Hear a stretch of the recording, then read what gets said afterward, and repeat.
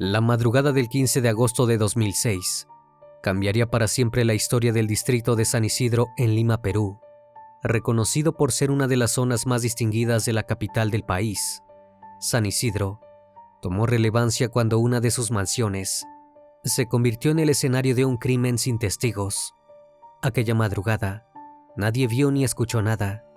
El perro de la propiedad ni siquiera ladró. Pero a la mañana siguiente, el horror salió a la luz.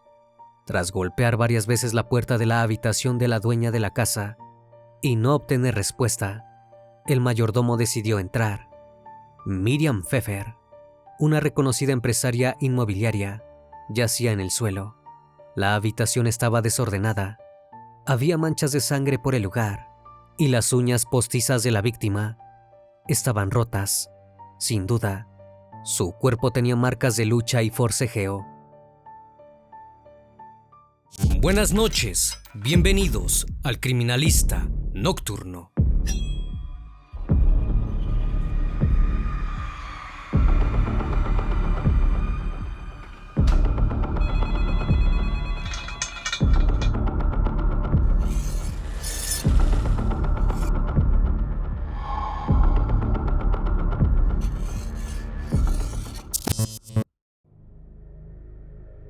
Silvia Miriam Pfeffer Salleres nació en Perú en 1955 y fue asesinada en su propia casa cuando tenía 51 años.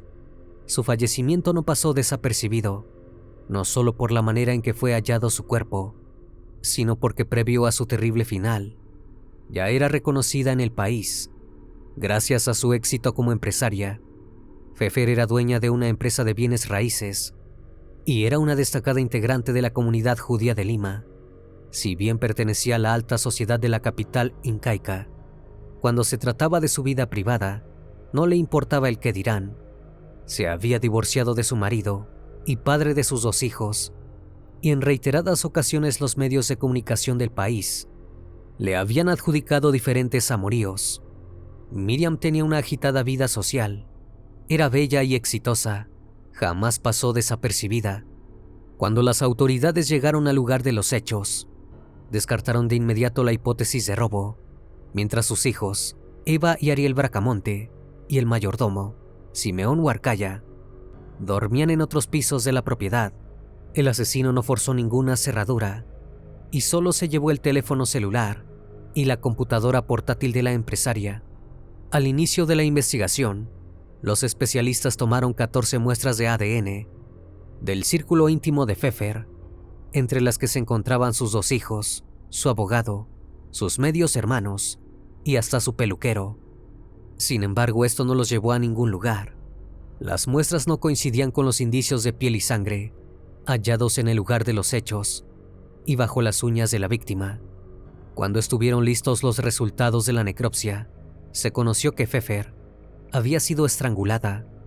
Por el contorno y la profundidad que tenían las marcas en su cuello, se supo que la agresión había sido llevada a cabo con un elemento constrictor delgado, quizás una cuerda o un cable.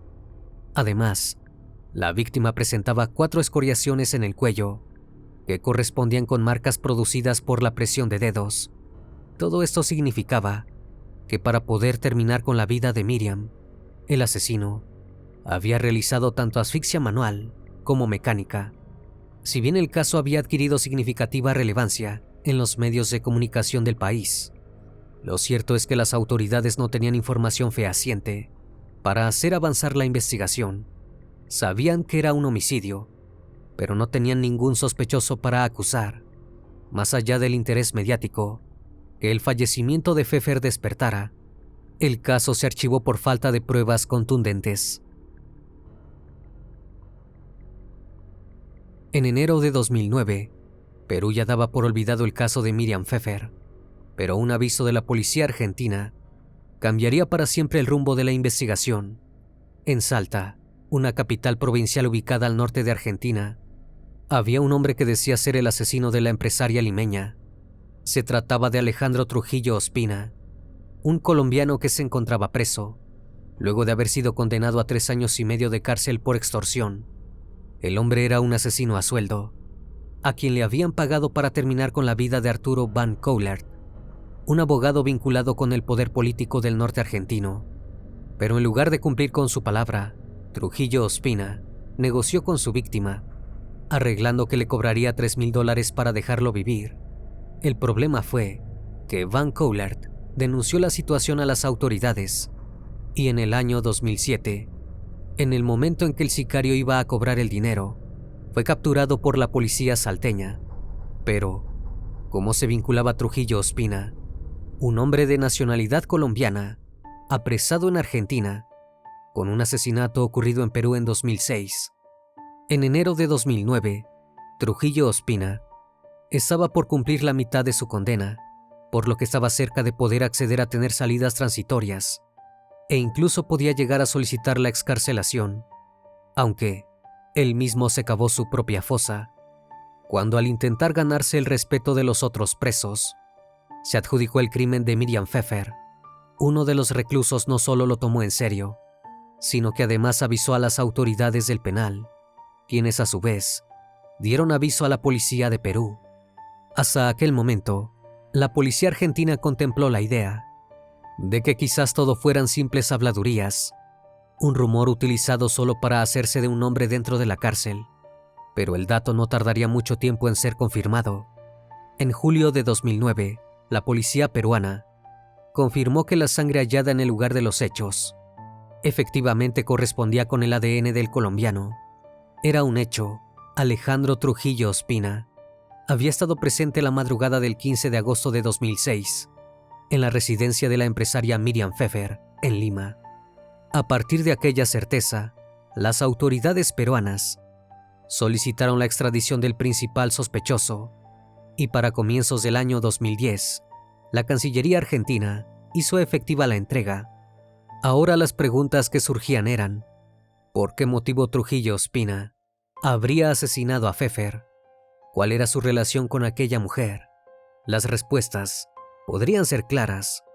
El sujeto era un asesino a sueldo, por lo que no necesitaba motivos personales para terminar con la vida de la empresaria. Solo precisaba una orden y un pago para ponerse manos a la obra.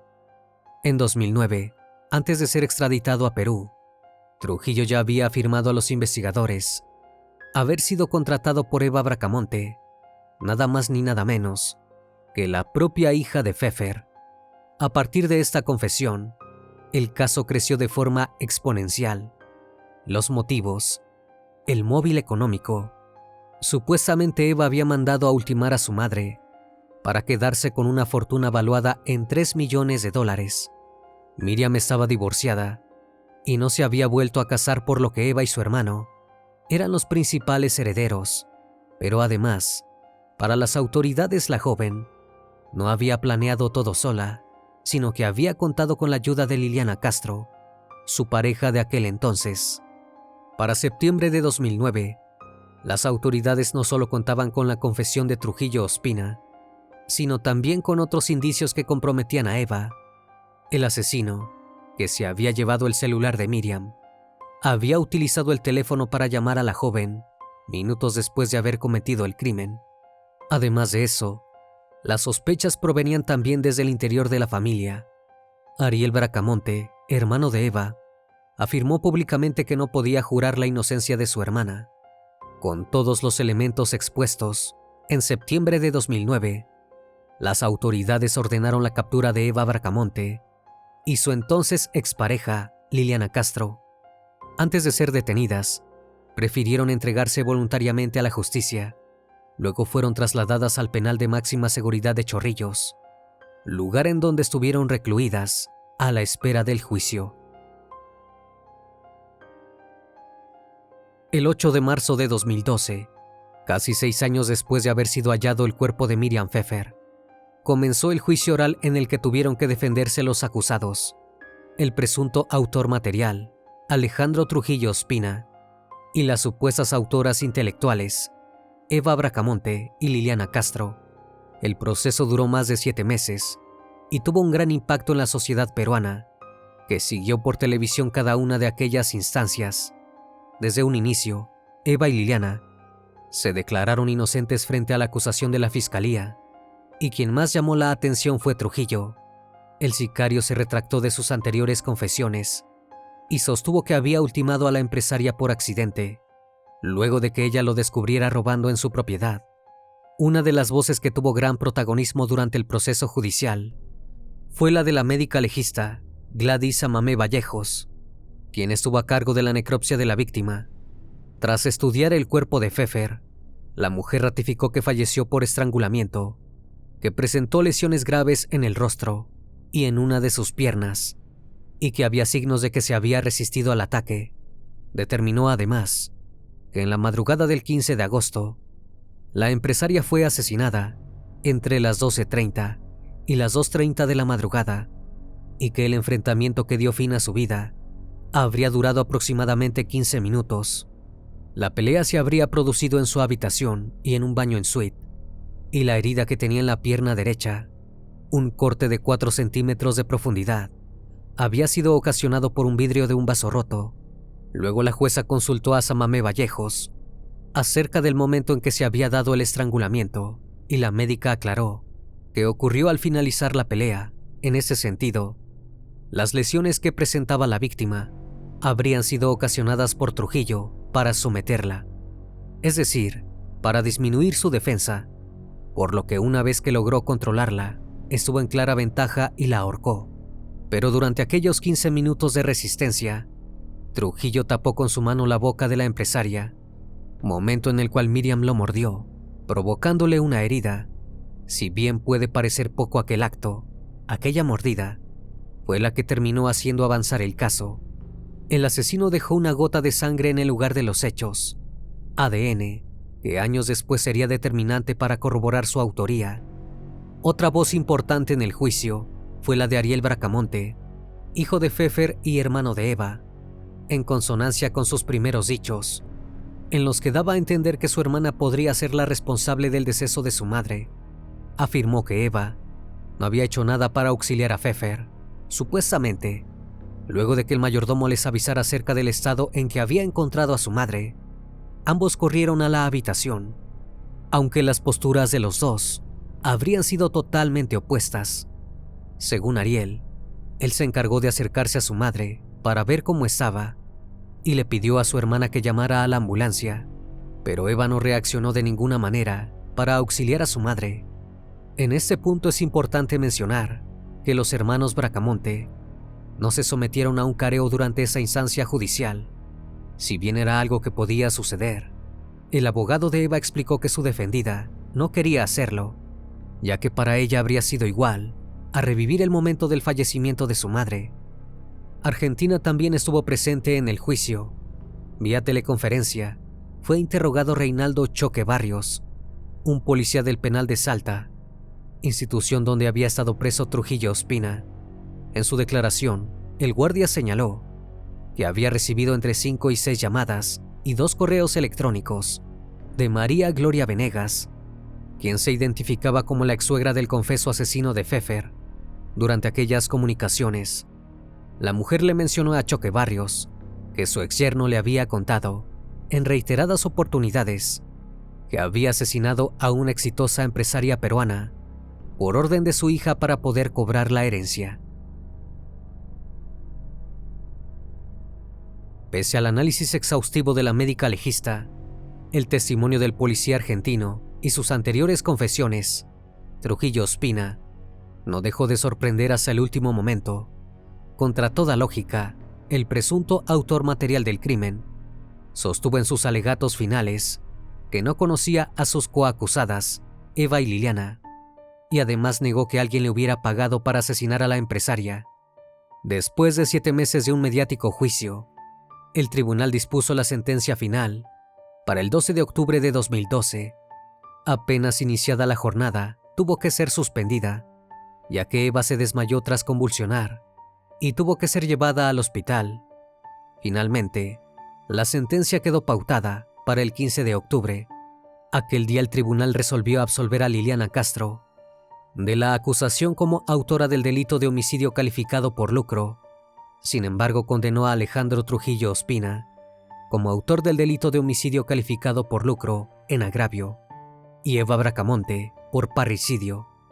A Trujillo Ospina y a Eva se les impuso 35 y 30 años de pena privativa de la libertad respectivamente. Además, para ambos se fijó la reparación civil de 900,000 soles, es decir, casi $240,000, que debían abonar a favor de los herederos legales de Pfeffer, en este caso, Ariel. Finalmente, Eva fue recluida en el penal de mujeres de Chorrillos. Hasta el 9 de octubre de 2039, Trujillo Ospina fue llevado al penal de Piedras Gordas, donde deberá estar hasta el 11 de noviembre del año 2044. Al volver a su casa, Liliana se pronunció respecto a la condena de Eva. Si bien dijo agradecer que por fin se hubiera demostrado su inocencia, remarcó no estar del todo feliz. Era imposible festejar con Eva tras las rejas. Agregó que la amaba y que iba a hacer todo lo que estuviera a su alcance para ayudarla a demostrar su inocencia. Durante todo el juicio, en los momentos que pudieron estar cerca, Eva y Liliana se mostraron muy cariñosas una con la otra. Además de ser pareja, Castro era considerada una amiga cercana de la familia Bracamonte Pfeffer.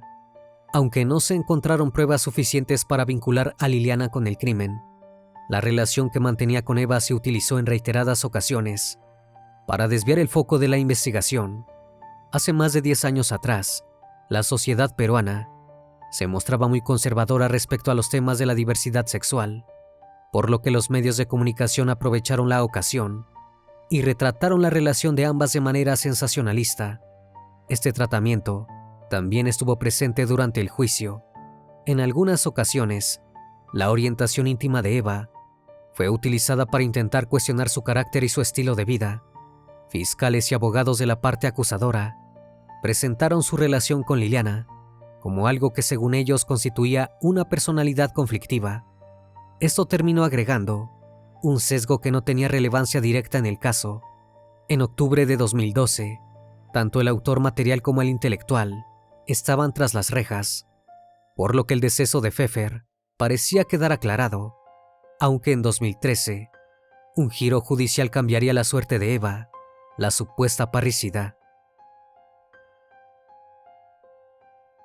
En el año 2013, Eva Bracamonte apeló la sentencia que la condenaba a 30 años de prisión por ser la autora intelectual del asesinato de su madre.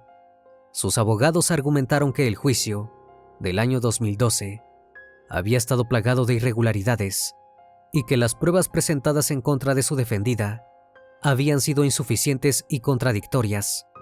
Además, sostuvieron que se habían utilizado de manera discriminatoria detalles de la vida privada de Eva, como su orientación sexual, lo que había desviado la atención mediática del crimen. Tras la apelación, la Corte Suprema de Perú analizó los argumentos y en 2013 declaró nula la sentencia original, señalando que el juicio había tenido fallos graves. Así se dispuso que Eva Bracamonte afrontara un nuevo proceso penal. Al mismo tiempo, el entonces presidente de la Sala Penal, Javier Villastein, ordenó la excarcelación de la acusada, por lo que pudo esperar su nuevo juicio fuera de prisión. Apenas recuperó su libertad, Eva quiso limpiar su nombre y en una entrevista acusó a su hermano de haber fabricado pruebas en su contra, con el único fin de incriminarla. Sin embargo, aquellas declaraciones no perjudicaron en ningún momento la situación judicial de Ariel. En 2014, una vez comenzado el juicio, los hermanos fueron citados para un careo. Juntos protagonizaron una intensa confrontación, acusándose mutuamente de mentir. Eva llegó a señalar a su hermano como el probable asesino de su madre, pero él le contestó que era ella quien había estado años en prisión. Finalmente, el 29 de diciembre, finalizó el segundo juicio contra Eva Bracamonte por el asesinato de su madre, cuando la Corte Suprema de Justicia de Lima decidió absolverla. Los magistrados consideraron que no había indicios de motivación económica en el homicidio y que la llamada efectuada por Trujillo Ospina, la madrugada del asesinato, fue desestimada como medio probatorio determinante. Sin esta llamada, la fiscalía no pudo comprobar que existiera un vínculo entre Eva Bracamonte y Trujillo Ospina, ya que no se encontraron otras conversaciones ni transacciones económicas. Además, El testimonio del sicario, esencial en el primer juicio, fue considerado inconsistente y poco confiable debido a los múltiples cambios en sus versiones.